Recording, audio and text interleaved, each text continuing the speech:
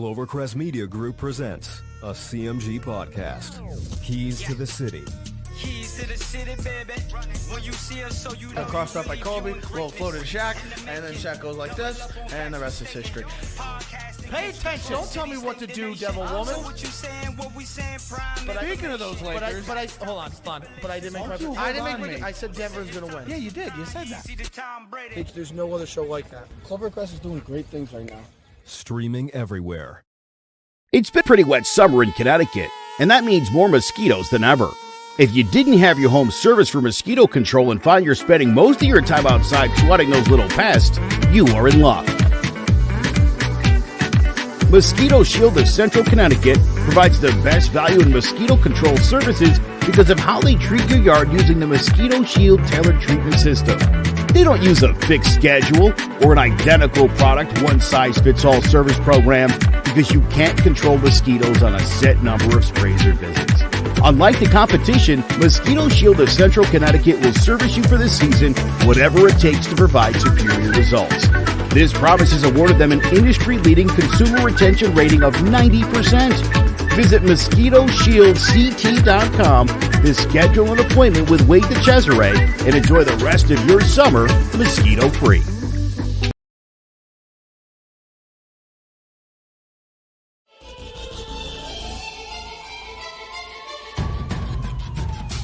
Throwing jabs, always full send. Here we go again. Jared, Joe, and Jay's Clovercrest, top three corner man, punching in with a puncher's chance. We find a way to win. The main event, locked it in every Saturday at 10. The overhand is out of hand when it comes to fisticuffs. Slide a hand on the undercard, you'll never see the punch. Uppercut, got you missing weight, feet are stepping late. Keep your guard up, feeling faint from a feint. Take a stand and eight, then retaliate. Put up your duke, stick and move, bob and weave. Don't lose hope against the ropes, there's always an escape. Never stay down. One more round, bells ringing, counter punch with your chin tucked and go down swinging. We bringing crosses with no worship, hooks with no verses, combinations with no locks. When you feel the flurry, it's curtains. From scrub scraps to fight stats, relax if you want the facts, cause the best combat podcast is throwing jabs.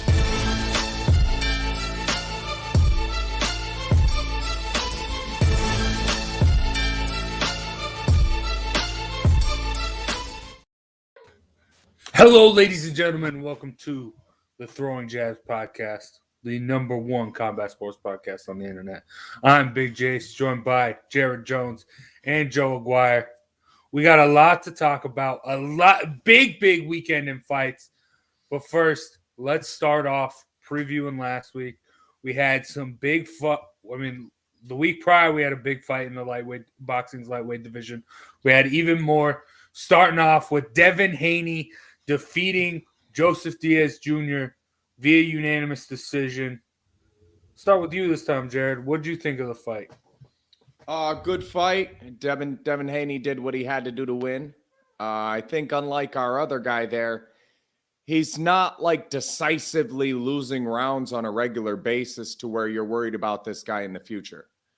The numbers don't look as dominant as 4 or 5 round spread is pretty good at the end of the day. But I thought Haney looked really good. He doesn't get hit unnecessarily, a la Tank Davis, Ryan Garcia, some of the other guys in the upper echelon of this weight class, I think take a lot of unnecessary punishment. He didn't do that and still went out and looked for the finish, and good fight. Joe, you weren't here last week. Last week we were kind of talking about who can take control of this lightweight division.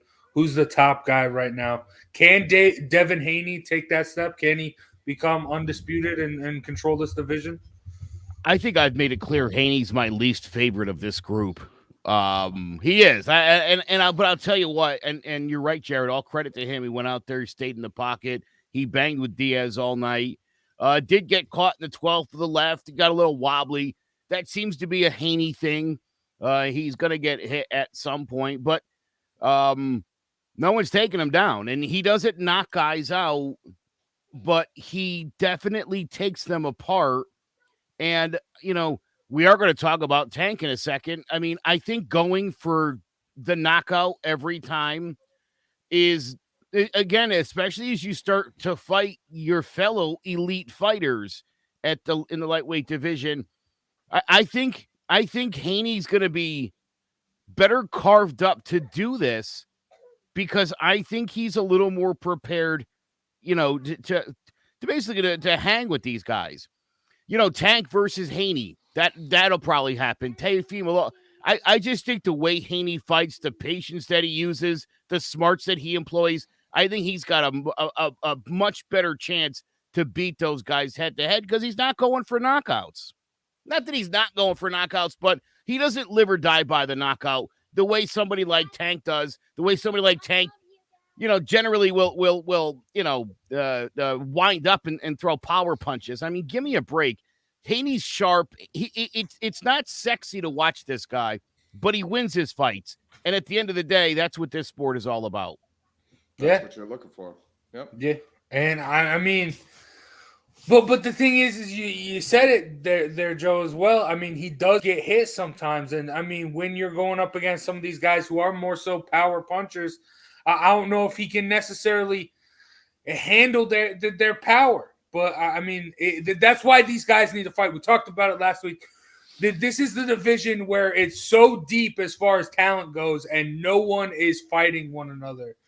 And it's ridiculous. And, I mean, that's been a problem for boxing for so long. But, I mean, let's talk about the other side of the lightweight. Gervonta Davis. I mean, he lose it. Jared, you said it last week. You just said it again.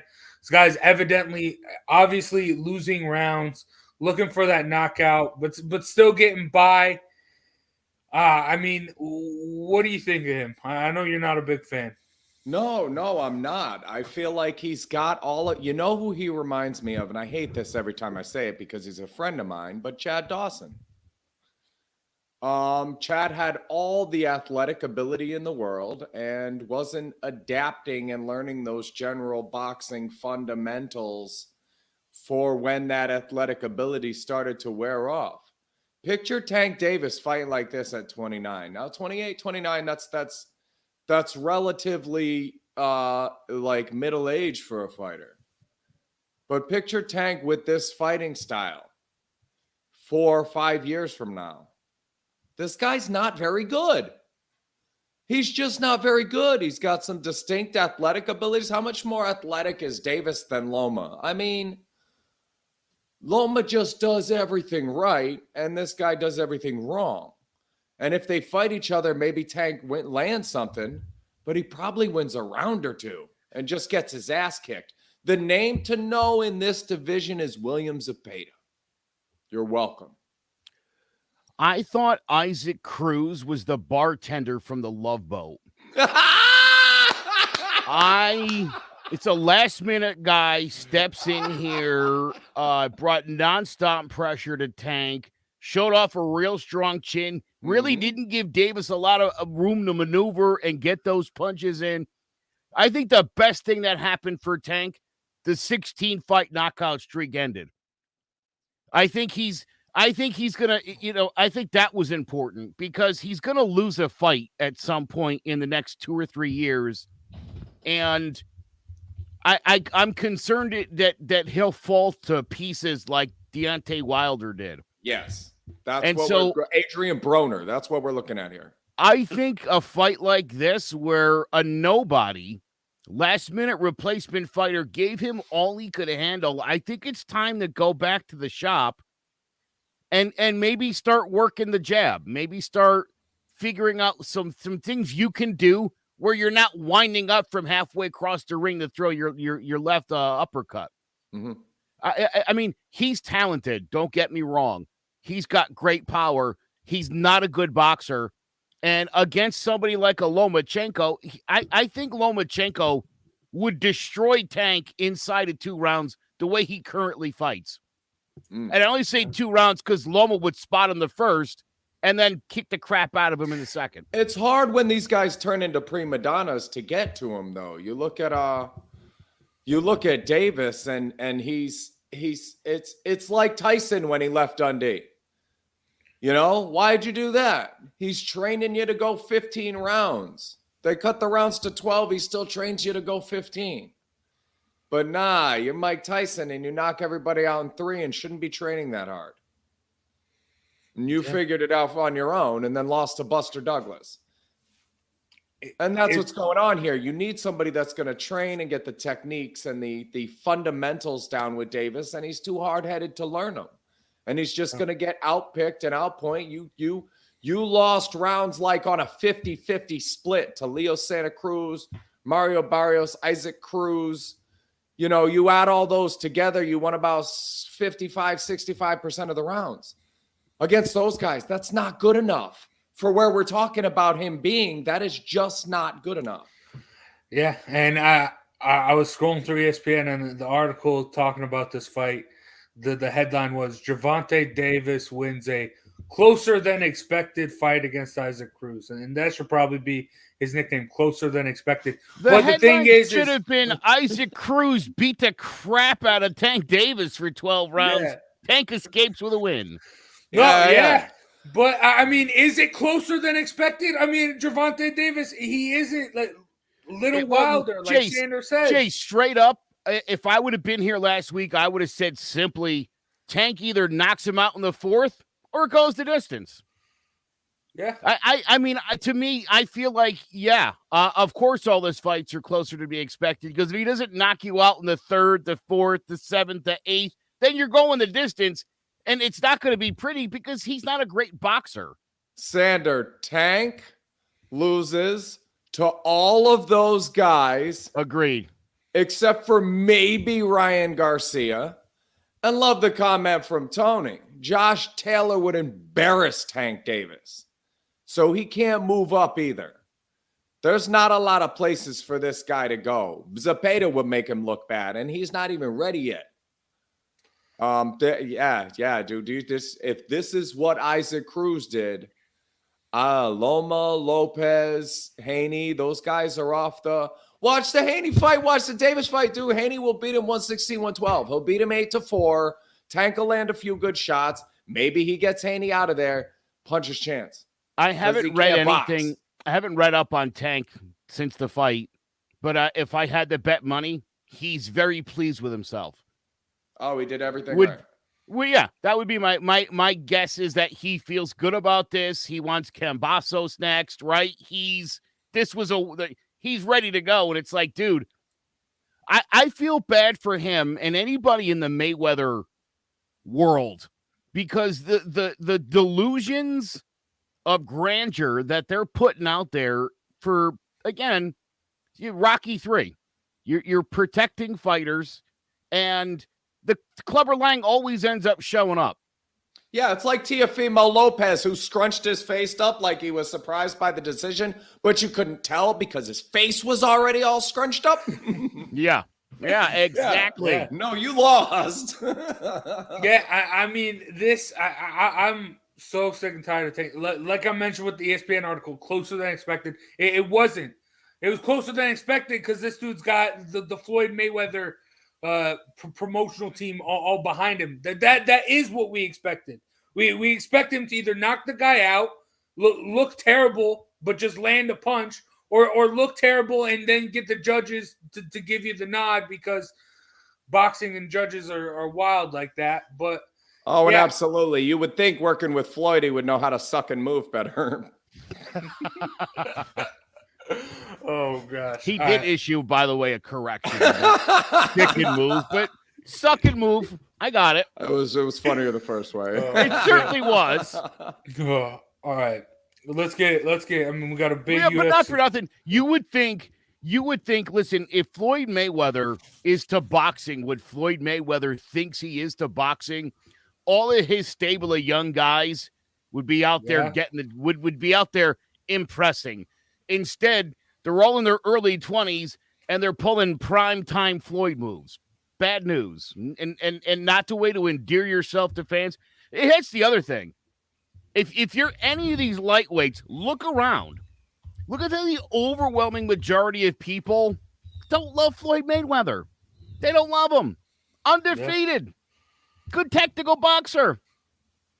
Everyone hates him. This can't be your guy. This can't be your guy, though, because here it is, 24.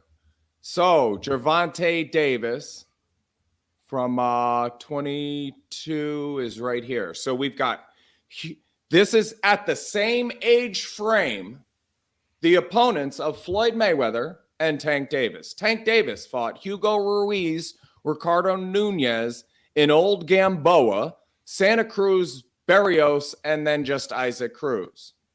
Floyd Mayweather, at that same age, this guy you're professing to be following in the footsteps of, fought Diego Corrales, Carlos Hernandez, Jesus Chavez, Jose Luis Castillo twice, and DeMarcus Chop Chop Corley during that same section of his life. You can't honestly still believe that you're the next to that guy.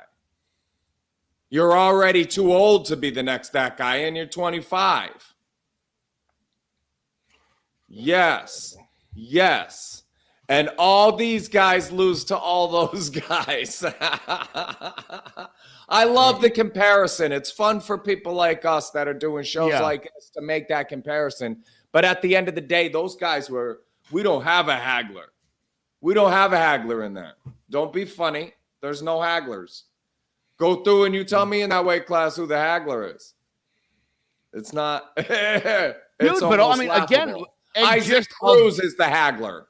Avoiding each other like the plague. Yeah. I mean, these guys don't. I mean, it's funny. Everybody wants Cambasos now, but nobody wanted anybody else before that fight. All I have to do is write lightweight boxing match canceled. Every time I want to call into work, I Google lightweight boxing match canceled, and I get this whole list of mental health issues, dog ate my abducted by, and that's like all of these things that ways to get out of it. You gotta pay attention to that lightweight division so you know which excuses to use when you need to get out of something. Yeah, that's great. But I mean, if you want to compare those guys to the guys that the Hagler, the Leonard, the Hearns, all those guys, the Durans, they have to fight each other. Plain and simple. That's what you got to do. In their prime, too. Make sure you mention that. In their prime, they need to fight. Because I got a feeling that these guys are going to wait until they're like in their late 30s, and we'll start getting hey, Tank and Teofimo finally meet in a ring. Yeah, Trilla will hold their 50-year-old, If these guys want to create a legacy, if these guys want to be legitimately compared to Duran, Leonard, Hearns, and Hagler, you're going to have to start banging with each other. You're going to have to understand, and you got to stop listening to Floyd, that losing a fight isn't the end of your career. It's not the end of the world. It's just the end of the night. And you'll live another day, and you can fight in, my God, the Leonard Hagler. I mean, some of the most legendary fights in boxing history. The only way you'll get that is if you step in the ring with another great fighter. I don't know why these guys maybe they don't understand it, or again, I think it's the fear of losing a fight, having a loss on your record, and I just, boy, oh boy, man. They talk about that in all sports, the dance partner. You've got to have a dance partner. Every one of those great fights that we could mention, all the greatest fights of all time, somebody lost. Yeah. Those are our greatest fights of all time. We remember them. We put them right up at the top of the list. Nobody looks at Diego Corrales and goes, tomato can. Got his ass kicked by Floyd. How many times did he knock him down? 7, 8. Nobody does that. It was Diego Corrales, and part of it was that he was willing to take on the undefeated Osalito Freitas that danced around and made him look bad for 5 rounds before he was able to wear him down and get on top of him and knock his ass out. Osalito Freitas versus Diego Corrales. Go watch it if you haven't seen it. Nobody looks at that guy and goes, when you say Hagler, Leonard, Hearns, Duran, which one of those guys stands apart to you? Because it's a different guy than stands apart to me. It's not about remembering which guys won and lost which fight. It's about those great fighters fighting each other and having those great fights to remember and having some kind of legacy and knowing where you stand in the game in the grand scheme of things, because we know as good as they do where they stand in this game until they get in the ring together. I will tell you this. For me, Tank Davis is Roberto Duran in that I hated Roberto Duran. Okay. That's the only comparison I can make to this group because of the four, he's my Duran. He's the guy I don't care for him, and I don't want to see him win any of his fights. I will say, I mean, a great loss to someone as great like a Lomachenko or a Haney is a lot better on your resume than beating up some dude they picked outside of Home Depot who wears sneakers in the ring or whatever. So, yeah, dude, not for nothing. Let's say you get finished by an Isaac Cruz, then you're done. Yes. Then you're finished. Then it's all over. Now you got to go pack it up and start calling fights. 14 rounds. I hate to bring it up again, but our Roberto Duran in this weight class name is William Zepeda. 24 wins, 22 by way of knockout, 14 rounds outside of those knockouts where you can count the actual judging scores. He lost 2 of those based on the judges' scorecards. One of them 2-1. So he's not out there losing rounds. He's bullying people. He's running them over. He's a smaller Canelo Beterbiev type. That's our Duran in this division, and he will beat most of these guys. Garcia, Tank, Haney. Not ready for Loma.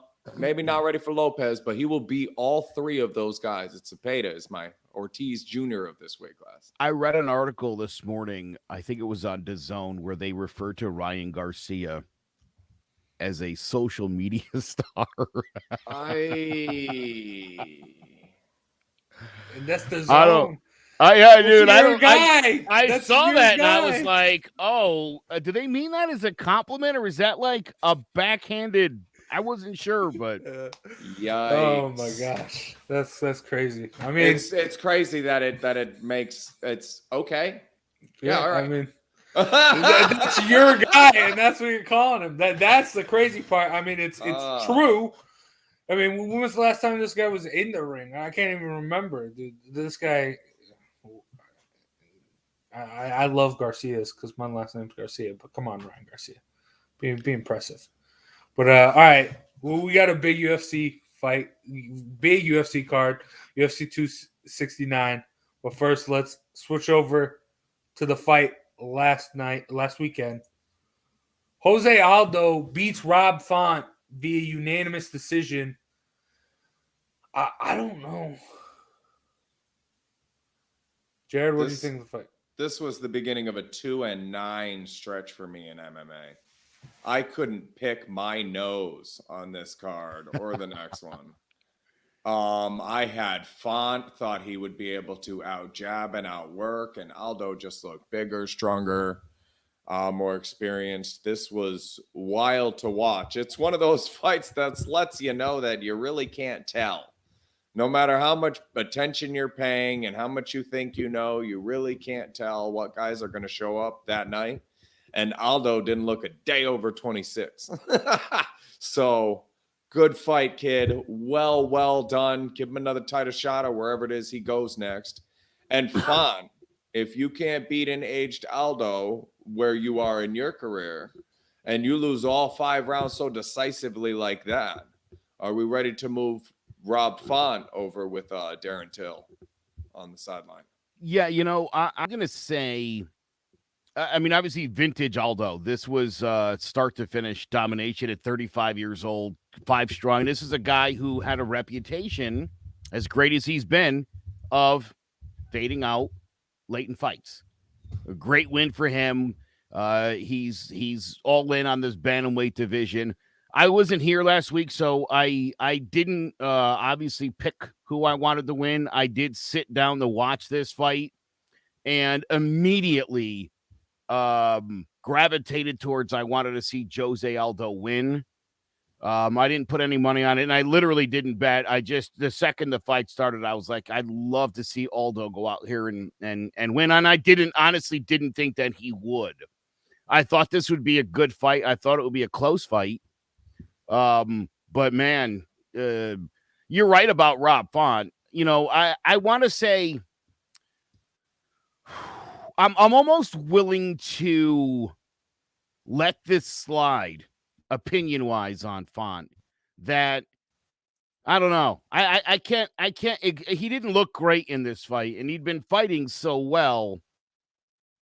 I don't know. I don't know. I don't know what it is. Yeah, I get that, Joe. I mean, I'm not necessarily. I mean, Aldo is one of the best in the game great ever. So I mean, to come out. I mean, I'm sure there was like a little bit of respect. That's why it wasn't normal Rob Font as well. I get it, but I will say last week I said if Jose Aldo wants to go back on a run here, I think take a little bit out of Glover Teixeira's book and get the fight to the ground. 9 minutes of control on the ground. I think that's what he has to do. I think if he does that, he can get into this bantamweight title picture and extend his career even longer. Because I mean, I liked before last week on the show. I mean, we talked about how Jose Aldo went away from his kicks because that was a big thing on this losing streak, on the big losing streak he had. He just turned into a boxer, not going into his kicks. And I understand he has had a lot of leg injuries and that stuff, so that's why he's been tentative with it. But okay, if you're gonna struggle with that, if you do have that in the back of your mind, your injuries with these kicks, just take it to the ground. You're a black belt. There is a skill gap. Like right now in that division, maybe Corey Sandhagen, maybe Aljamain Sterling could give him trouble on the ground. Maybe. But, I mean, Jose Aldo still, he's on another level as far as his ground game goes. I think if he does that, as we saw in this fight, almost 2 whole rounds of control time on the ground. So I think he can get back in the hunt there. But, I mean, I don't know. Get back in the hunt, but I will tell you this. Jose Aldo has a 0% chance of beating Peter Yan. Yeah. I would list it as literally 0. Yeah. I don't see any avenues where Aldo beats Yan. Like literally none. None. No, yeah. I think. Wait, maybe if Yan slips on a banana peel, hits his head. Maybe otherwise, no chance. And that's unfortunate, but I think it speaks volumes about Yan. Yeah. I don't think Sterling, Dillashaw, and obviously Sandhagen obviously all can't beat Yan either. So that's no disrespect meant to Jose Aldo. I just don't think any of those guys has the tool in the toolbox necessary to beat Yan. But listen, for 35 and make it a great run late in his career, for an all-time great like Aldo to do that, that's awesome. And I would love to see him bang out with all of those guys. Yeah, I mean, it would be great. I know we had Pride on here last week. He hates Aljamain Sterling because he's flaunting around with the belt. That would be the only way I see Aldo beating Yan, is if Yan beats himself and throws a illegal knee or something. But because I mean, that's the only way you can beat Peter Yan right now is if he beats himself. Because that man, I mean, like I said when he fought Corey Sandhagen, just like Aldo, they're at the top. They're fighting for the top of the bantamweight division. Peter Yan is fighting to be at the top of the pound-for-pound list. He's just a different type of fighter. So, and I was worried about that Sandhagen fight. I mean, he's got the length, he's got the size, he's a very exciting fighter, and didn't matter at all. So, but awesome for Aldo, dude. I love Jose Aldo. It's real quick before we move on. I've always asked the question why he didn't get a rematch with Conor. Yeah. I mean, he got slipped while landing a big right to Conor's head. I always thought, I don't know, man, if I was Jose Aldo, I'd be like, let's just run that back real quick. I feel like I can do a little bit better. Could do better than I just did there. That was not indicative of my talents. Yeah. But I hate that happened to Jose Aldo. I still, to this day, I hate that. And I hate he never got any kind of retribution there. Yeah. I mean, but I hate that as well. But, I mean, that's on Conor. I mean, look at what Conor has done since that fight. Yeah, he's fought 5 fights in 8 years since then. But still, because and you guys know my brother Tony and I are very passionate about, when you're the champion and you lose, if you fought well and you want to run it back, we both believe that should be your right. But the word champion's too abstract for that, Joe, right now. Oh, no, I get it. I'm just saying, again, dude, a big fight like Aldo and McGregor, he gets slipped like 10 seconds into the fight, 13 seconds in. Give him a rematch. Oh, I'd love to have watched them bang out 3, 4, 5 rounds. That would have been a kind of fight I would have enjoyed seeing. And I understand Conor was kind of doing his own thing at that point, but I don't know.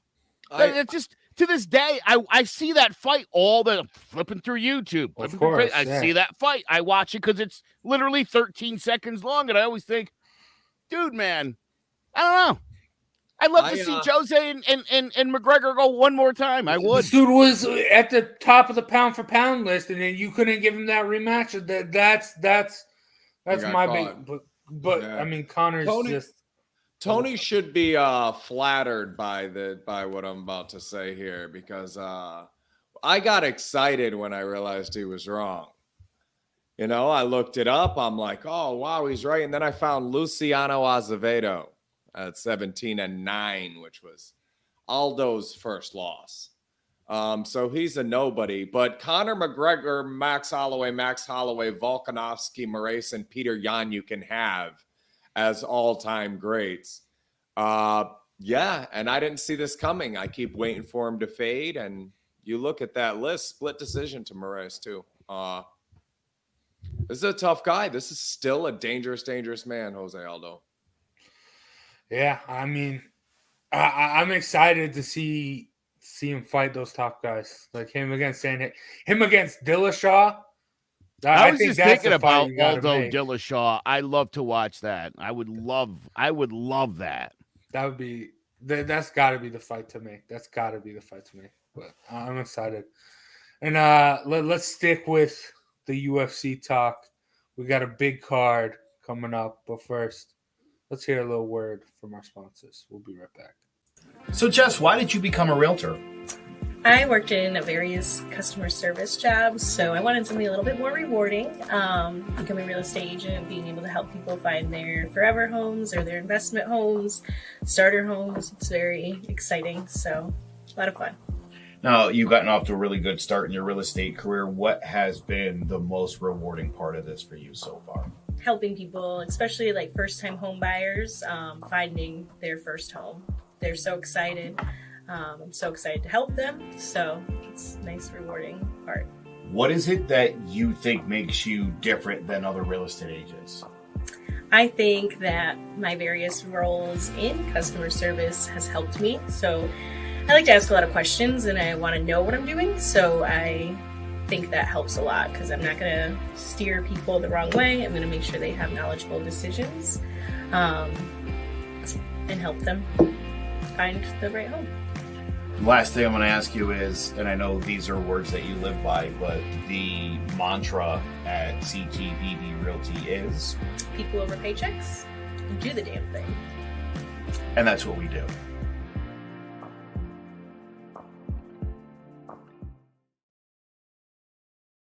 Saturday night at UFC 269, Oliveira versus Poirier. The main event features champion Charles Oliveira, who defends the UFC lightweight title against former interim champ Dustin Poirier. Let's break it down. Dustin Poirier, 32 years old, he's 5'9" with a 72-inch reach and a record of 28-6-1 with 14 knockouts and 7 submissions.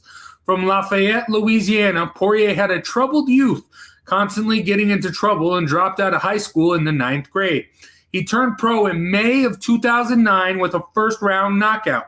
He quickly went 9-1 with 8 finishes before making his UFC debut in early 2011 with a unanimous decision over John Grisby. After winning his next 3, including an armbar submission of Max Holloway, he suffered his first loss in the organization when he was submitted in 4 rounds by the Korean Zombie.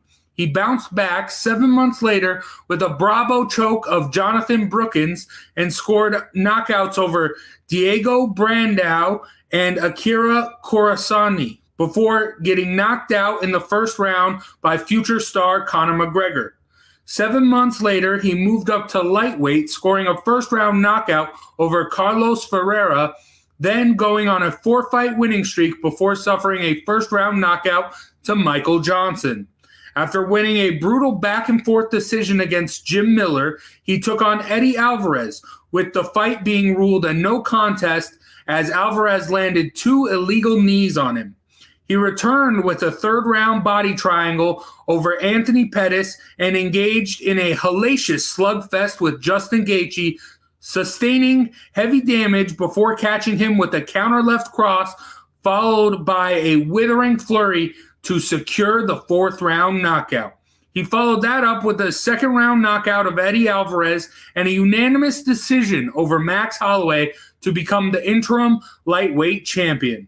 On September 7, 2019, he took on champion Khabib Nurmagomedov, losing to the all-time great via third-round rear naked choke. After defeating Dan Hooker by decision in a savage back-and-forth brawl, he took on old foe Conor McGregor in an eagerly anticipated rematch, inflicting heavy damage to his lead leg in the first round before catching him against the cage with a powerful right hook and finishing him with ground and pound. 6 months later, they had their rubber match, with the fight ending as a result of a freak accident when McGregor's tibia snapped at the end of the first round. One of the most well-rounded fighters in the sport, Poirier has some of the best boxing skills, footwork, and calf kicks in the game, and is also one of the most durable, often breaking his opponents down in savage wars of attrition. Charles Oliveira, 32 years old, he's 5'10" with a 74-inch reach and a record of 31-8-1 with 9 knockouts and 19 submissions. From Sao Paulo, Brazil, Oliveira started training in Brazilian Jiu-Jitsu at the age of 12 and won his first major title at 14. He turned pro on March 15, 2008 in the Predator Fight Club, winning the welterweight Grand Prix with 3 first-round stoppages. He then won his next 11 fights, 10 by stoppage, before suffering his first loss to a knee bar submission to Jim Miller at UFC 124. After a no contest due to an illegal knee with Nick Lentz, he was matched up with Cowboy Cerrone, getting dropped with a knee and then stopped by a vicious ground and pound. He bounced back the following year with 2 submissions, but was then knocked out by a brutal overhand right by Cub Swanson, and after a 10-month layoff, dropped a decision to Frankie Edgar. He came back 7 months later and went on a 4-fight win streak, including a unanimous decision over Jeremy Stevens and a guillotine choke of Nick Lentz, but then lost 4 of his next 6, including a TKO due to neck injury to Max Holloway.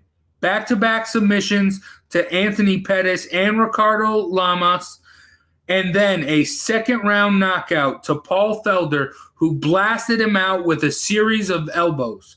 After taking some time off to rest himself, he went on a 7-fight win streak, all by stoppage, including submissions of Clay Guida, Jim Miller, and Kevin Lee, while scoring knockouts over Jared Gordon and Nick Lentz. In December 2020, he scored his most impressive victory to date, a comprehensive 3-round beating of former interim champion Tony Ferguson, in which he dominated from the beginning with both his stand-up and ground game. On May 15, 2021, he took on former Bellator champion Michael Chandler, surviving a difficult first round that saw him dropped and out-wrestled before knocking Chandler out seconds into round 2 with a series of left hooks to become the undisputed lightweight champion. One of the most technically proficient Brazilian Jiu-Jitsu practitioners in the sport, Oliveira holds the UFC record for submissions at 14 and finishes at 17. He is able to control distance with his excellent jab and leg kicks and is one of the most dangerous grapplers in the game. Will Poirier be able to turn this into a dogfight and wear Oliveira down, or will Dos Bronx be able to control the fight with his slick striking and world-class jiu-jitsu to prove that he is one of the pound-for-pound best in the world? Tune in Saturday night, and let's find out. All right, Joe. Who you got? Okay. I think that Charles Oliveira is incredibly disrespected by just about everybody. And the reason he is because of the reputation he earned. I just was watching a presser yesterday, and I think it was Justin Gaethje said he was picking Poirier to win the fight. And I don't know if you guys remember this some months back here when I first joined the show, I questioned Charles Oliveira's heart and the fact that this guy, for a Brazilian jiu-jitsu artist, always quick to tap when you put him in a move. And I said I was really concerned about that. And then I turned his life around, or whatever it was that he did. I think it's unfortunate he's still facing those kind of questions. I really do. This guy has been in his last 6-7 fights, he's been amazing. And he's shaken off some of those problems. That said, his biggest problem right now is that he's facing the best lightweight in the world. As soon as Khabib went bye-bye, Dustin Poirier, in my opinion, is the clear-cut number one lightweight on the planet. And I do think he's going to finish Charles Oliveira in this fight, probably late round 3, TKO. Ooh. Jared, I know you've been very high on Charles Oliveira. Yeah, man, I wish we could like to spin this back a year and put together a montage of the things we said about Charles Oliveira before that Tony Ferguson fight. But Decembers have been something else for Charles Oliveira. They really have. December 12th, tomorrow. December 12th of 2014, he won the Ultimate Fighter finale. December 19th, he beat Miles Jury coming off a loss of Max Holloway. Then he lost 3 out of the first 4. The third one was Paul Felder on 12/2/2017. That was the one that caused this turnaround you're talking about. December 15th, beat Jim Miller in what was, by my quick math here, just realizing that this could be a thing, third on the list of most fights between the two fighters. Beat Jim Miller again in December. And then a year ago tomorrow, Tony Ferguson. And I think he beats Dustin Poirier. I just can't get off the train now. I can't. I understand that. He's going to knock you off the train. Don't sweat it.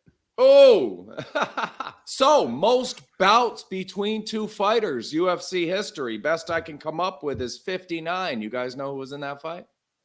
Any guesses? 59 bouts between fighters. Between the two fighters in the fight in the UFC. Frankie Edgar, UFC Jose fights. Aldo. It's Jim Miller, Clay Guida. Oh, nice. Oh, jeez. Second on that list, by my quick math, I didn't look it up directly. I did most bouts and then did the math. With 54, Charles Oliveira versus Dustin Poirier. 54 UFC fights between these two guys. Wow, that's right. Dude, I've been against Oliveira. I've been one of those people who hasn't given him the credit he deserves. And after that last fight, after him getting the belt, I show him respect. I'll give him the respect. He has the record, most finishes, most submissions. I'll give him the respect. But like I've said, the real best lightweight is Dustin Poirier. I don't blame him for going after Conor, getting the money, getting the bag. But now he's coming for the belt he should have gotten a year ago. Styles make fights, though. Isn't Oliveira one of the only ones in the weight class dynamic enough to give Poirier problems? Yes, definitely. Yes. That's why he's the champ. Yeah, but I just think Poirier, Poirier's ground game, I think, is very underrated. I don't think Charles. I think he'll be able to find ways to. Ready? Connor, Dan Hooker, but when he was still good, Max Holloway, Eddie Alvarez, Justin Gaethje, Anthony Pettis. Those are the guys he's beaten in since 2017. Those are all of his wins. His one loss was to Khabib. That's who he's been fighting. I said when he went into both McGregor fights, what I tell you guys, Connor has not been fighting. This guy has been fighting the best in the world. He only fights the best in the world. And when I say he only fights, I mean the best lightweight MMA fighters. Those are the only people he's been focused on. He's dispatched everybody. And again, I want to be really clear here. I think Charles Oliveira deserves all the respect in the world. And I think no one's been a bigger pusher of that theory than Dustin Poirier, who doesn't like the fact that Charles Oliveira seems to be getting dismissed despite the fact that he holds the gold. Charles Oliveira could definitely win this fight. This will be a better fight than either of the McGregor fights. I can tell you that. 100%. This is going to be competitive. I think Oliveira is going to get off to a great start. I think it might even look like Oliveira is going to finish him in round 1. Mark my words. Poirier battles back, TKO in 3. It's going to be a war. This could be, I think, a fight of the year. Yes. Oh, yeah. 100%. A lot of potential in this fight, for sure. But I will say, I don't think, maybe, I can't see Charles Oliveira getting close to finishing Poirier. I can see him landing a couple great shots, but Poirier's just too tough. I think he's really get him in a guillotine, lock it in. You're like, he got him. It's over. But I think happen, and he'll pull his head out of there, and he'll come back and win. Dustin Poirier's ground game, I think, is very, very underrated. His Brazilian Jiu-Jitsu game in particular.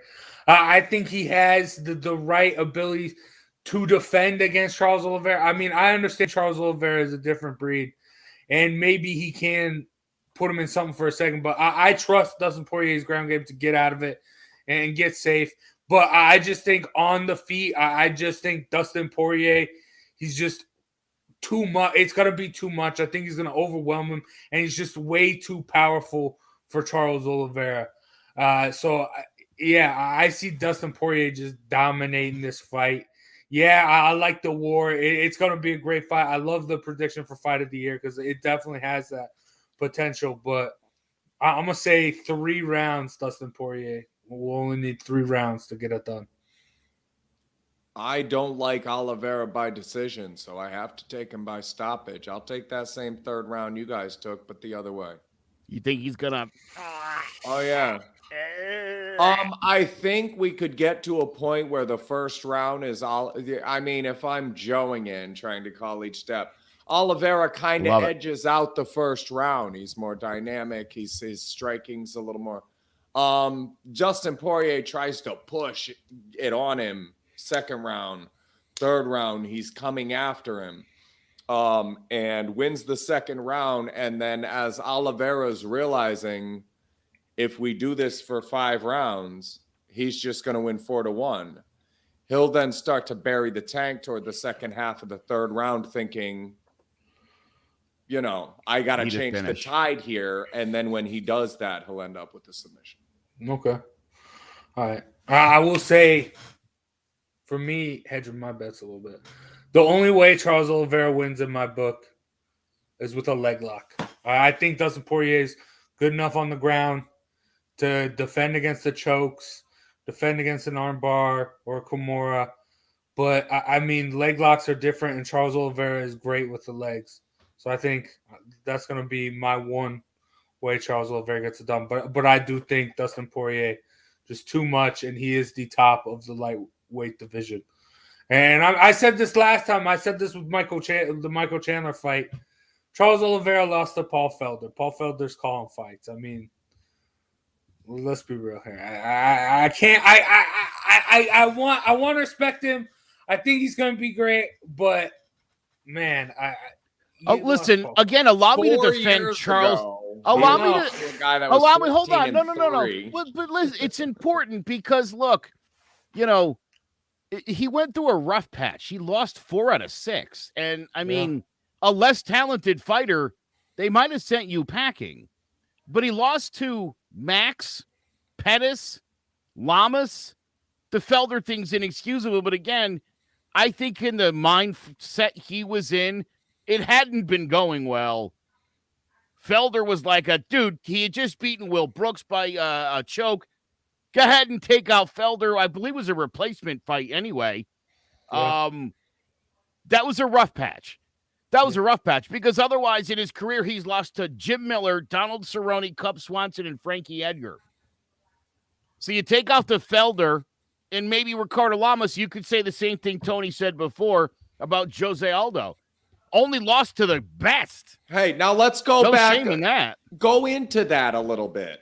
Go into that. Let's say we're dealing with a height of the game, like adjust to your react to the lights type of guy. Who late replacement, guy I'm going to beat. This is not really, he doesn't get up for the fight as much as he should have and gets beat by a hungry guy that was staying ready 100% of the time. All right, that happens. You think he's not going to get up for this fight, you got another thing coming. And if you look through those fights, you can kind of find a reason like every single fighter in the world with losses. Ask me about mine. He will find a way to walk your way through those losses. But with all these wins in a row and he's getting up for fights and he's one of the best in the weight class, and I think he's more dynamic. As Sanders said, he has more ways to win than Poirier. You know what's so interesting is the fight against Max that he lost. They stopped it because he had an esophagus injury. He wins his next fight by guillotine and then loses his next 2 by guillotine and then beats Will Brooks by guillotine. So I feel like, and again, talking about the quick tapping, I think the injury to the throat was probably worse than people. And maybe Charles has never really talked about how much of a problem that was. But it how do you know that and continually question his heart? Well, that's why I'm trying to explain this now because again, as I deep dive this and I'm looking and I'm like, boy, right after that, all of his fights are like literally all guillotines, either him or the other person, and it's like people must have known, like go for the throat, it's sensitive, he'll tap quick, because they were trying to throw it on him and then he was trying to throw it on them to get himself out of there quicker. And now that whatever that was is gone, that doesn't seem to be an issue for him anymore. And it's been more, 4 of his last 5 wins have been TKOs or knockouts. So this is a better Charles Oliveira, Jared, is what I'm saying. Yeah, he's won 10. He's won 10 in a row. In the last 10, Poirier lost to Nurmagomedov and was knocked out 10 fights ago by Michael Johnson in the first round. Well, Kevin Lee, Jared Gordon, Nick Lentz. I mean, calm down. They're both not like they're both good lists. It's a decent list. It pales in comparison. There's 2 losses on one of them. It pales in comparison to what Dustin Poirier has done and who he's been fighting since 2017. It does. This is a great resume. And in most fights, you'd look at it and be like, oh, Oliveira's been killing everybody. To look at who Poirier's been fighting, it's like, oh, no, that guy really is. The exception of Khabib. But Khabib would destroy Oliveira just the same. He could probably beat them both at the same time. Yeah. Speaking of Khabib, I got to bring this up, Sander. Well, yeah, but this is different. Oh, Oliveira, come on, dude. Oliveira's a technical. Oliveira is a technical jiu-jitsu practitioner. He sets up with his jiu-jitsu. Khabib pounds the crap out of you till you wants to quit, and then he puts it in. How did any fighter ever do defending the choke against Khabib? I watched this fight too yesterday. I mean, Conor didn't even Khabib didn't even have he wasn't even on his neck. He was on the chin, and that Irish bastard quit. Yeah. You kidding me? Yeah, dude. Come on. Khabib's on another planet. The technical skills that guy employs is why he's so good. He's always in the right place. His body positioning is always where it needs to be. He doesn't make mistakes. That's why you can't get away from or escape Khabib. Everybody else in this sport is a little bit sloppy. compared to Khabib. Yeah. That's the nicest way I can say this. They're all just a little sloppy. Soon as he gets past my jab, if I can, I'm tapping. All right. Oh gosh. I mean, that's the main event.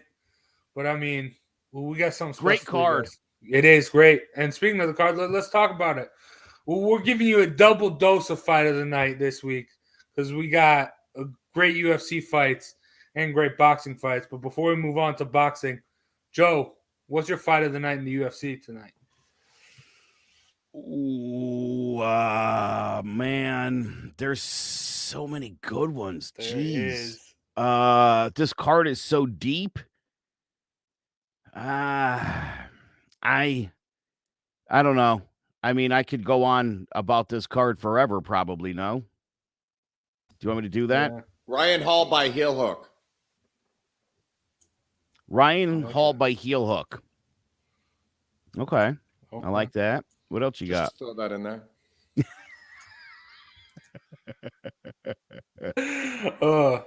So Ryan Hall, is that your fight of the night, Jared? Oh no. I was just throwing that in there. What's your fight of the night? This is a tough call because there's a lot of good fights on here, but I like Dominic Cruz and Pedro Munoz. I think that's going to be a hell of a fight. And there's some big guys here. Andre Muniz and Eric Anders. It's going to be a good fight. Blanchfield, Miranda Maverick, I think is really good. She's fighting Erin Blanchfield. Ought to be a really good fight. And look for an upset. Jillian Roberson gets upset. By Priscilla Cachoeira. I love that fight. Yes, sir. Cachoeira for the upset there. And Ryan Hall by heel hook. Boxing is easier for me. I've got Well, don't wait. Save it, Jared. We'll get to that. Okay. Don't worry. All right. Yeah, we're still going there. There's so many great fights. There's so many. But for me, Sean O'Malley's great. I love watching him fight. Him against Raul and Paiva. I think that should be great. Kaikara France against Cody Garbrandt. This Kaikara France kid is a beast. And Cody Garbrandt struggled. I think Kaikara France gives Cody Garbrandt even more trouble. But, I mean, I'm a sizist when it comes to combat sports. Augusto Sakai versus Tai Tuivasa. Tai Tuivasa is one of my favorite that's fighters. Right. Yeah, dude. That's only a great heavyweight fight. With a flying knee knockout is Tai Tuivasa. Give me the heavyweights. And I don't know what the under is on that, but someone's going to sleep. Someone's going to sleep in that fight. So, yeah. But, all right, let us go to boxing. We got a big fight. I mean, still in the lightweight. Lightweight's been showing out this past 3 weeks now. But now we got he's got the loss, but he's still, in my opinion, the lightweight GOAT right now. Lomachenko versus Richie Kami. Joe's going to break it down for us. Vasily Lomachenko takes on Richard Comey on Saturday night at Madison Square Garden in New York City in a 12-round lightweight division showdown. Let's break it down. Richard Comey is 34 years old. He's 5'8" with a 71-inch reach and a record of 30-3 with 27 knockouts. From Accra, Ghana, Comey, a natural athlete, grew up in abject poverty, originally taking up kickboxing before settling into his current profession, and after a brief 12-fight amateur career, he made his pro debut in February of 2011 with a second-round knockout.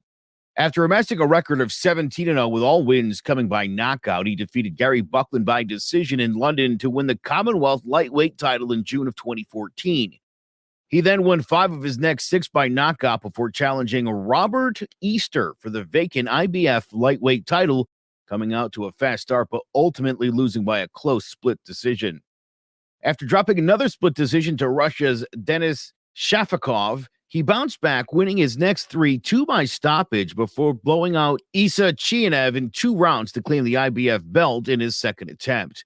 For his first defense, he took on former WBO champion Ray Beltran, putting on a dominant performance and dropping him 4 times before the referee called a halt to the action in the 8th round. In his next fight, he faced rising star Teofimo Lopez, getting dropped by a powerful counter right cross in the second round and beating the count before another flurry by Lopez prompted the referee to stop the fight. He came back 2 months later, overwhelming Jackson Martinez and knocking him out with a thunderous right cross. An aggressive pressure fighter, Comey has an excellent jab that he uses to set up his powerful right cross and likes to wear his opponents down with a brutal body attack. Vasily Lomachenko is 33 years old. He's 5'7", with a 66.5-inch reach and a record of 15-2 with 11 knockouts. From Bihorod, Ukraine, Lomachenko took up boxing at the age of 5, learning under the tutelage of his father, Anatoly. As part of his training, he was enrolled in gymnastics and Ukrainian folk dancing to perfect his balance and footwork. In 2004, he embarked on the most illustrious amateur career in boxing history, amassing a record of 396-1 and winning a myriad of world amateur titles, culminating in gold medals at the 2008 and 2012 Olympics. He turned pro in 2013 with a fourth-round knockout of Jose Ramirez. In his second fight, he attempted to break the record for shortest run to a world title by challenging veteran Orlando Salido for the WBO featherweight belt. However, Salido came in at the welterweight limit and continuously fouled Lomachenko, who was unable to mount a serious offense, eventually losing by split decision. Due to Salido missing weight, the belt was left vacant, and on June 21st, 2014, Lomachenko defeated Gary Russell Jr. to become champion in his third fight. He defended the title 3 times, and in 2016, broke the record for shortest run to 2 titles when he knocked out WBO super featherweight champion Rocky Martinez with a brutal left uppercut right hook combination. He defended that belt 4 times against such renowned fighters as Nicholas Walters and Guillermo Rigondeaux, dominating them from start to finish and making them quit in their corners between rounds. In May of 2018, he won a world title in his third weight division when he moved up to lightweight to challenge WBA champion Jorge Linares. Despite getting dropped in the 6th round, Lomachenko steadily gained momentum as the fight progressed, breaking Linares down and stopping him with a vicious liver shot. 7 months later, he picked up the WBO belt with a dominant victory over Jose Pedraza and followed that up with a brutal one-punch knockout of Anthony Crolla and a unanimous decision win over fellow Olympian Luke Campbell. After a 14-month layoff, he took on the newly crowned IBF champion Teofimo Lopez and, in a surprising upset, lost the first half of the fight and the 12th round to drop a unanimous decision. On June 26, 2021, he returned against Masahashi Nakatani, putting on a vintage performance and dropping him twice en route to a 9th round stoppage. One of the finest tacticians in the sport, Lomachenko possesses blinding hand speed, exceptional timing and defense, as well as the best footwork and ring IQ in boxing. Will the devastating power and relentless pressure of Colby be enough to overpower Lomachenko? Or will the creativity and speed of Loma prove that he still belongs at the top of the pound-for-pound rankings? Tune in Saturday night to Lomachenko versus Comey, and let's find out. I mean, we just talked a lot about, the past 2 weeks, we've talked a lot about the lightweight division. And Teofimo Lopez, now Kambosos, now Haney, Gervonta Davis. However good, this top of this division is, everyone still needs to fight each other, but everyone is calling each other out, but no one has Lomachenko's name in their mouth, even after he has a loss. This guy's still the boogeyman. No one wants to fight him for a reason. This guy, like I said with Joe when we were talking about Peter Yan, all those guys, they're fighting to be the best at lightweight. Lomachenko's fighting to be the best pound-for-pound fighter. Lomachenko's a different breed. That Lopez fight is a outlier, just a fluke, an outlier. Love that. And he's just going to continue to do what he does. Sorry, Richard Comey, you're just in the way for Lomachenko to dominate. Yeah, none of these social media stars want anything to do with Loma. Listen, Richard Comey is a tough-as-nails fighter. He's got a big punch. He is a former champion, which keeps in line with the kind of guys Lomachenko likes to fight. If you're a title holder or you are a title holder, he'd love to pencil you in. I think, unfortunately for Comey, like most everybody who's fought this guy, You don't have the speed. You don't have the head movement. Lomachenko will break you down. Lomachenko will beat you to the body. He could finish you with a liver shot. He could take you out with an uppercut, or he can just beat the crap out of you for 12. Whatever you prefer. The Lopez fight is unfortunate. Maybe Lomachenko's arrogance or confidence is maybe the number one thing that hurts him. That might be this guy's only flaw, is that he knows he's as good as he is.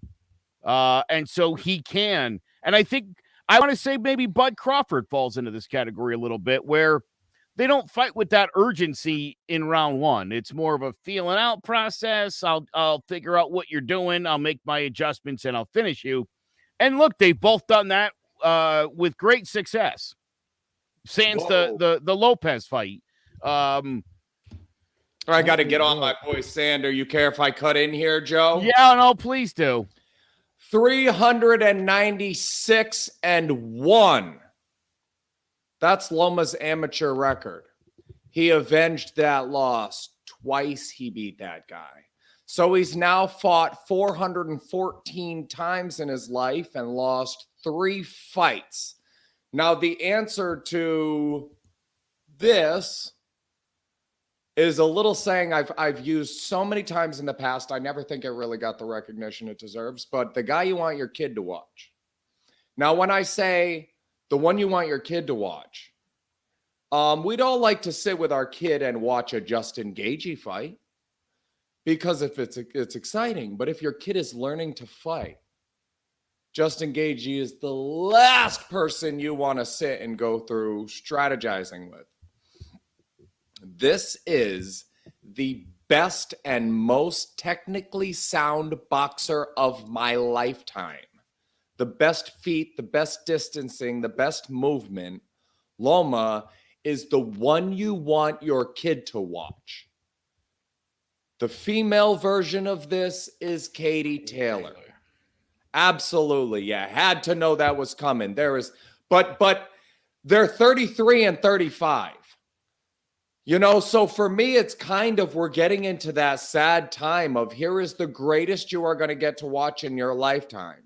If you're learning how to box, these are the two you want to be watching, Katie Taylor and Loma.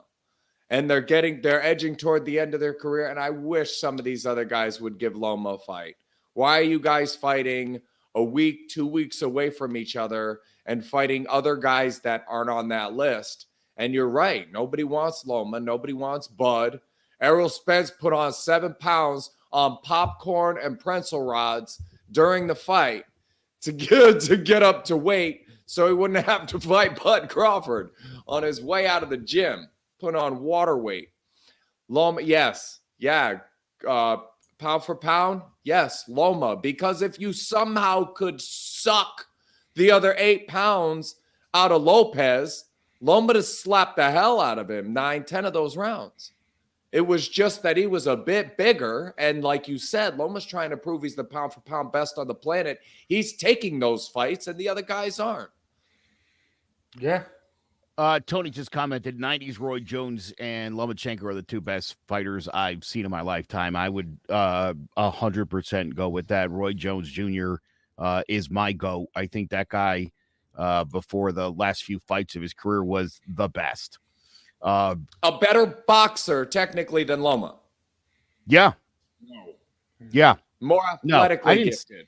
No. Yeah, no, I didn't. Those were your words. I did not say that. No, I'm asking you. No. Oh, I didn't. Roy Jones was a more technically sound fighter. I don't think there's ever been. Because I'm giving Andre Ward the edge over Roy Jones when it comes to boxing. Yeah, I would. I mean, as far as dominating a fight, as far as ring IQ, knowing what to do, the ability to not get hit, those are, again, it's 2 guys that play chess and their opponents are banging around on the checkerboard. The ones you want your kids to watch. Correct. Because you don't want your kids taking damage. That's why I say that, because you put your kid in that position. You're thinking, I want somebody who's great, who's going to win, but I don't want somebody taking a lot of damage. They're going to have to be real skillful with the end. These are the guys you want your kids watching because they don't take punches. They dominate with other stuff. Yeah. And what's the girl that just did that? I said by jab with the distancing. She's Marina Rodriguez, yeah. Rodriguez. Yeah, boy. Wow. When you have that, it's something that my jab, it's just something that has to be addressed in the fight right away, or you're going to catch a lot of them, and I'm going to win by decision. Winner by jab. Yeah. If we don't have to do anything else, if my pawn structure is enough to beat your checkers, you're not going to get there. Again, right? This is, I think, when you're in elite creative for his peers. You're always, you know what I mean? Like you're where you're supposed to be, and they're walking into it. I mean, my God, long before Sanders' boy Floyd did it, Roy would put his hands behind his back and stick his face out, give you a chance to throw a couple of punches, you'd swing and miss, and then you'd eat a left. That was fun. I have a rap verse you're reminding me about, and I don't remember it word for word, so I'm not going to do it. But it's the metaphor is about like running across the tops of people's heads. Like I'm that high above the rest of that I'm running across the top people's heads, so that and it's if you're head and shoulders above the rest, I'm just stumbling. Oh, that's hilarious. Is the line. Yeah. So when that's Roy. You could be head and shoulders above the rest. And maybe he stumbles a little bit, but he's that far above that if you're above, it's just a bump in the road. I'm jogging on. Yeah. And to go back to a point you mentioned earlier, Jared, Lomachenko, Katie Taylor, you also mentioned these greats, they're getting up there in age. But the thing is they are so technically sound. They're not getting hit. They aren't getting into these brawls. They aren't taking the damage. That's why they can go. They can keep going for a while because they just know what to do. They're just so much better.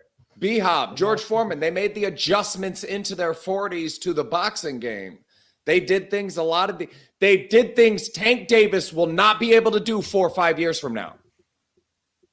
By the time he's 30, this won't work anymore, and his brain won't have the plasticity to learn the game the way he should be learning it now. It's not going to happen. I agree. 1,000%. You couldn't have. That's it. That's the statement right there. Things he'll never ever do, and even if you explain to him why he should, he still wouldn't do it. Well, and that's it. You have these guys that are athletically gifted, that they rely on it. They're reliant on their natural gifts and talents, and they learn less of the boxing game. And there's a different trajectory for the Katie Taylors and Lomas who can do it till they're 40. Then there is the Justin Gageys and Tanks that are at 30. Gonna be no. Watch them fight and watch their hands when they punch. Crawford has a tendency to come over the top and use an open hand, and it works. It's just not the most technically sound. It's not what I would want my kid doing. Watch the fights, watch their feet, watch their hands, and watch YouTube videos on how you're supposed to box. I promise you, Loma's a better boxer.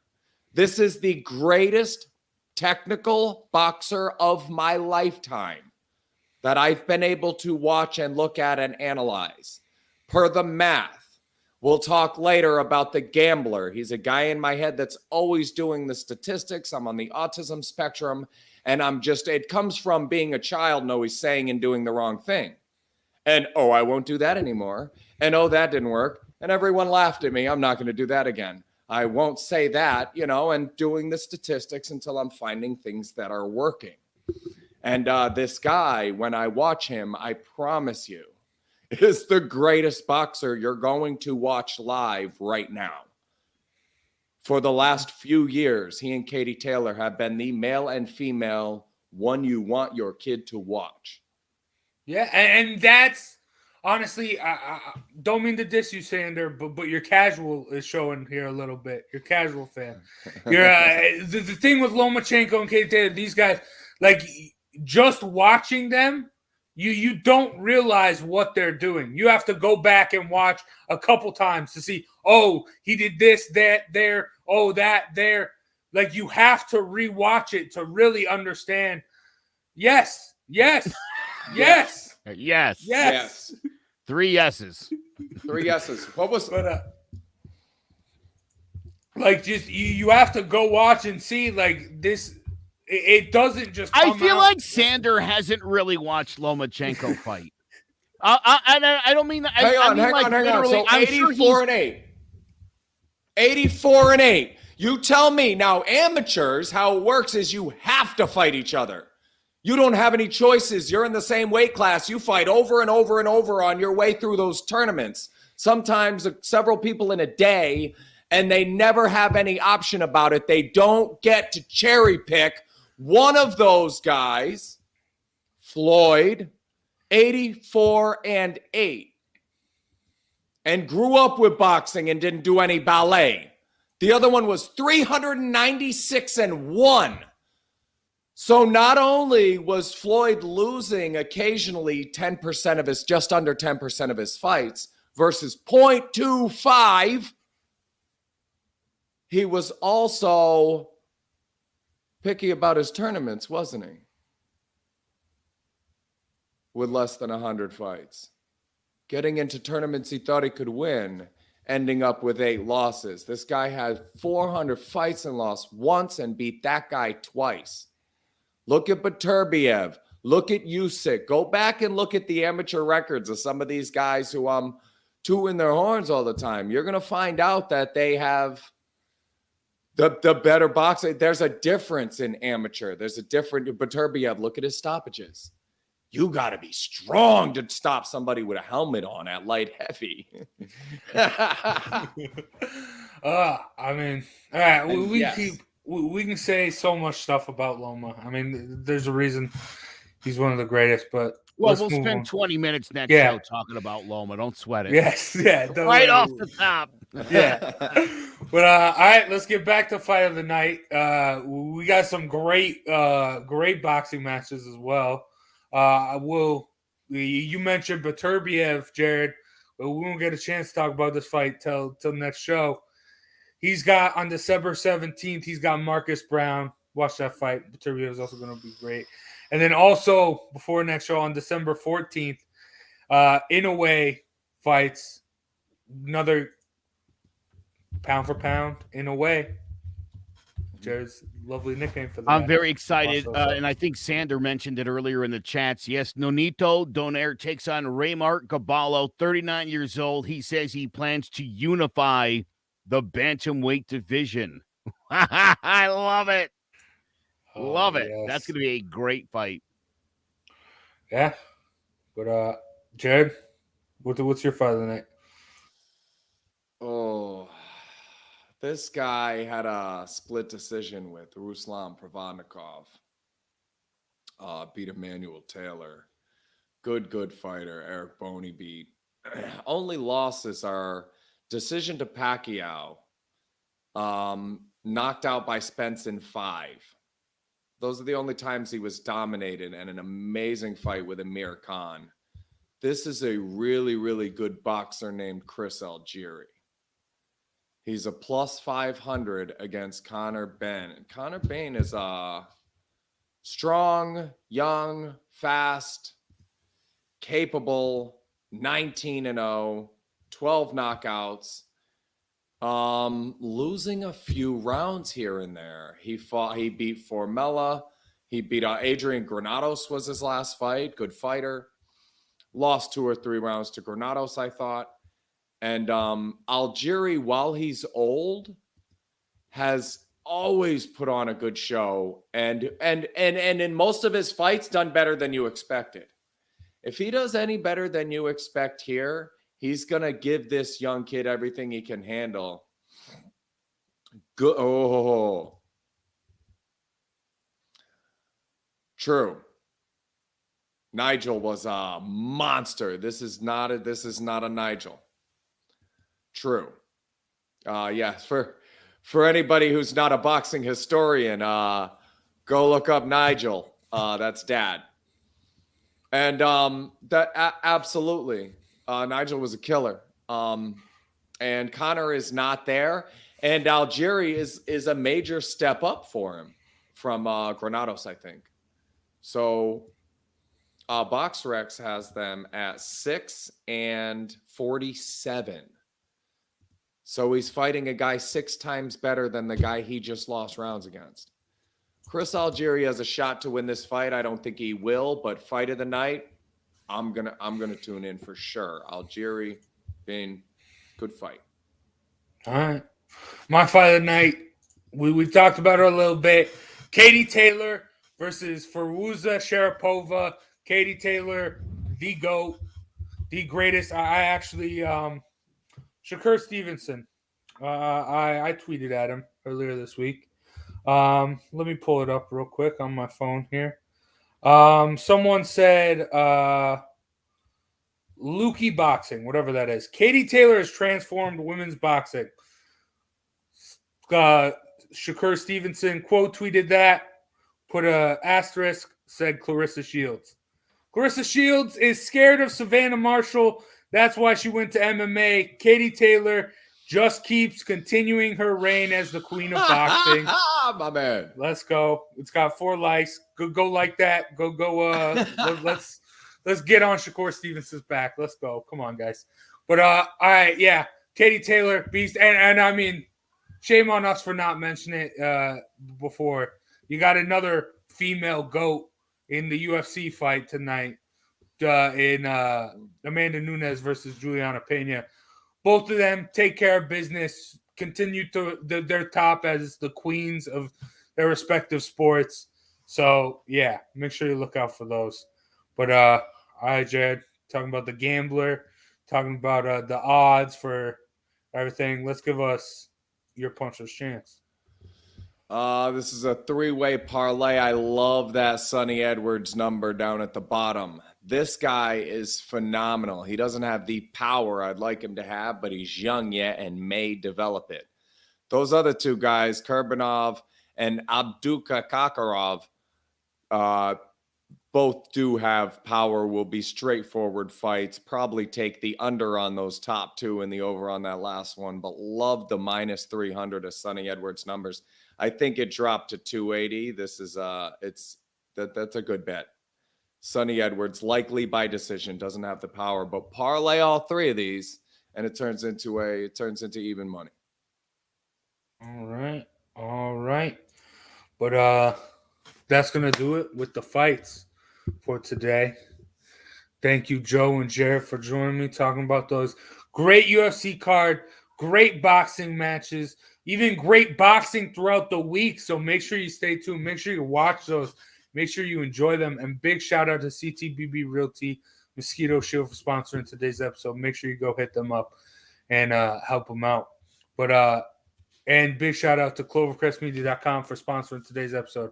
Make sure you go to www.clovercrestmedia.com to check out a bunch of other great podcasts, not just sports podcasts. We got political podcasts, conspiracy theory podcasts, true crime podcasts. And if there's a podcast that you don't see that you want, you can start your own.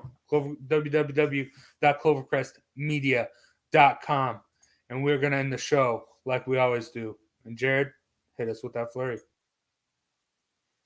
As I was saying earlier, I have part of my brain that's always kind of doing statistics. I picture a guy at a card table playing with his chips and doing the math and figuring out what's going to happen next, what's the next most likely scenario, what you should say, how you should act, what you should do. And he's always just kind of crunching the numbers and making the best bet, figuring out what the best bet is. I have some people real close to me struggling. And I've got the gambler crunching the numbers. You know, the recidivism rate in America is over 85%. You've been to jail, you're going back. The relapse rate is over 85%. If you've ever been to detox or rehab, 1 out of 6 odds are you're going back. So I have 5 people real close to me that are struggling with drugs and alcohol, and I'm really hurting right now, and my wife said to me, "Why don't you call them? Why don't you see if you can try to talk to them? Maybe there's something you can do to help."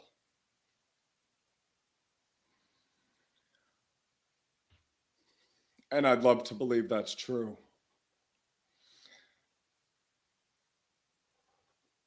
But I know that when this thing grabs a hold of people, there's nothing you can do until they reach out of the fire except for burn yourself.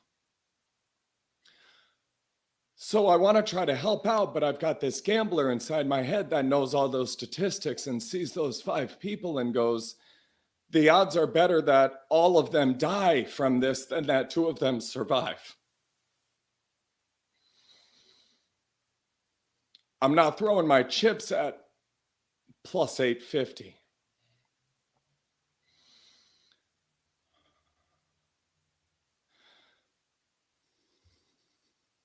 If I'm talking to you and you're one of those 5 people, you probably have a pretty good idea that I'm talking to you. And if my next best bet on your life is your death, then it's time for you to go all in on something else. Thanks, guys.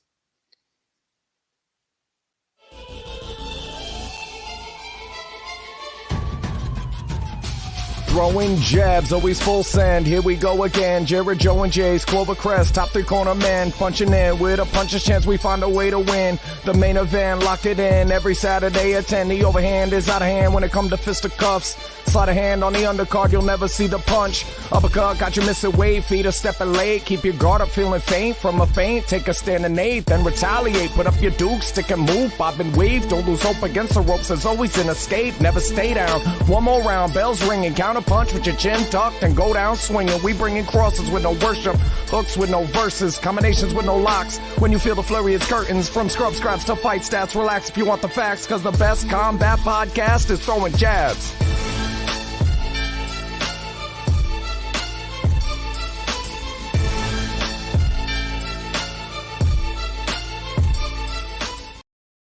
Hello, my name is Joe Aguirre. I'm the president of Clovercrest Media Group. And here at CMG, we have a wide variety of podcasts, including sports shows like Keys to the City, The Roll Call, Throwing Jabs, All 4 Downs, and Jawing About the G-Men. And great true crime shows like Sticky Week, Crimes and Consequences, Ivy League Murders, and Bird, the unsolved murder of David Eichmann. You can find all these podcasts and so much more by visiting Clovercrest Media